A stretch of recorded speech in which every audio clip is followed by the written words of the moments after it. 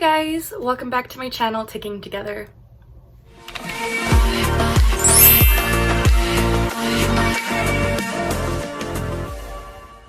As always, the goal of this channel is to provide education about and to raise awareness as to what it's like living with Tourette syndrome.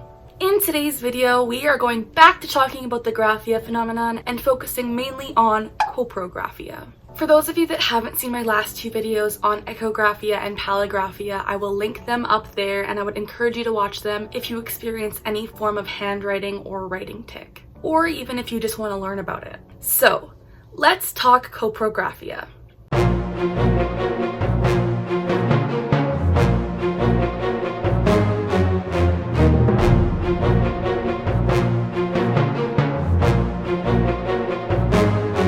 So I wanted to preface this by talking about the prefix and suffix copro and graphia because I think it is important to note what they mean in regard to this phenomenon. So the word coprographia comes from the Greek prefix kopros or kopros, meaning feces, and the suffix is graphia, which means writing.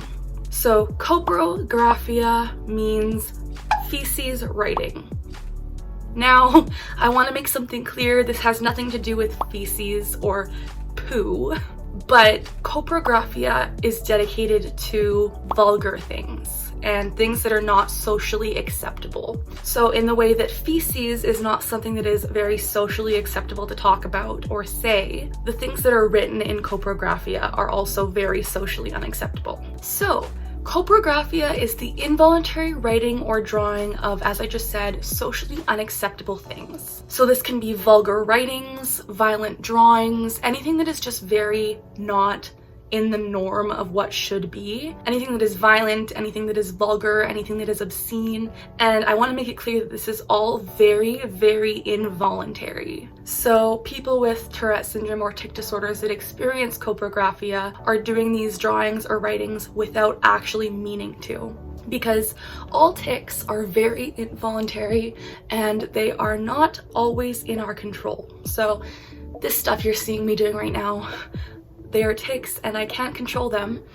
And imagine taking that, but in the form of writing something. It just comes out. I'm sure if you've heard of Tourette syndrome, you've heard of the swearing disorder type kind of deal with it. And this is due to the media's portrayal of Tourette syndrome. So many people, when hearing the word Tourette's, will associate it with swearing, but they associate it with actual verbal swearing. And this is called Coprolalia, which I will make a further video on that in the future.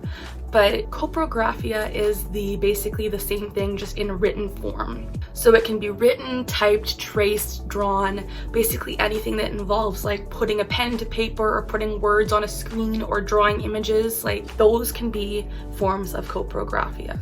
And lots of the time, it is the involuntary repetition of writing these things. So, for example, if a student was in class and had coprographia, they could write, for example, the F word on their paper over and over again until it felt just right. And this goes back to that just right phenomenon, which I talked about in my other videos. It's kind of hard to explain, but with people with Tourette syndrome, feeling just right with a tic is like the main thing. So we'll get a premonitory urge and we'll feel like, oh my gosh, I have to tic, and then we'll do it until the urge feels right, or until we're like, okay, we're satisfied, and then we just kind of wait until we have to tic again. It's a vicious cycle. So with coprographia, it's the same kind of feeling. It's a premonitory urge in which you'll get this feeling like, I gotta write this. And so you do it, and you can do it repetitively, once or twice. It really depends on the situation, but it's definitely involuntary and it's not something we want to be doing. So for example, if a student draws pictures of like someone getting killed with a gun or like stabbing someone or something horrible like that, and they experience coprographia, like they don't mean to be drawing that. It's just something that comes out because their brains are telling them to do it.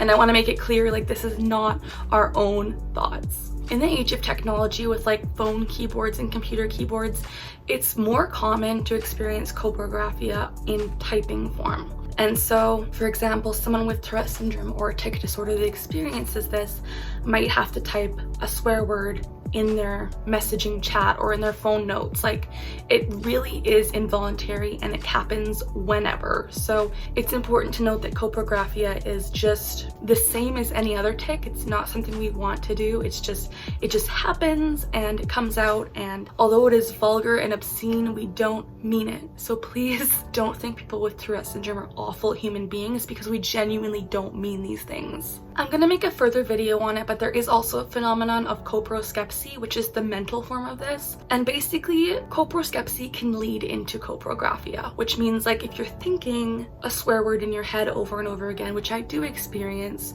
sometimes it can transform into coprographia, meaning that if you're thinking like the F word over and over again, you may have to transfer it onto paper or into your writing, because tics can interchange and they're very closely related. Even though there are different phenomena and stuff, it is just, they're so closely related. So it's important to note that tics can be very similar yet different.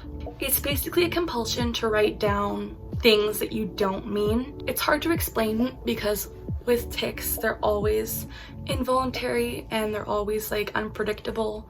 Like I said, you will get that premonitory urge, but you can't really control it, you can't really suppress it. So coprographia will come out if you experience it, and it's important to like debunk the stigma surrounding it, because like I said, when we do these things, we don't mean them. So if you are an educator out there dealing with a student with coprographia, just know that they don't mean it. It is not their fault. It is part of their disorder. And if you are out there experiencing coprographia too, just know it is not your fault. You are not faking it. It is a very, very real phenomenon that just happens with people with Tourette syndrome sometimes, and it's less talked about than majority of motor and vocal tics. The graphia phenomenon isn't talked about as much. I wanted to make this series of these 3 videos to talk about graphia and to tell you guys, yes, they are real, yes, they are valid, and yes, they are just the same as any other tic, meaning that they are involuntary, repetitive, and they are not your fault. So I think I'm going to end it here. This was just a brief video explaining coprographia and how it is manifested in people with Tourette syndrome and tic disorders. I hope you learned something. If you did, I would love it if you would subscribe to my channel, because the goal of this channel here is to break the stigma surrounding Tourette syndrome and to let you guys know the real and raw truth about what it's like dealing with it and living with it. So on my channel here, I make educational videos as well as little videos explaining my life story of living with Tourette syndrome for over 10 years.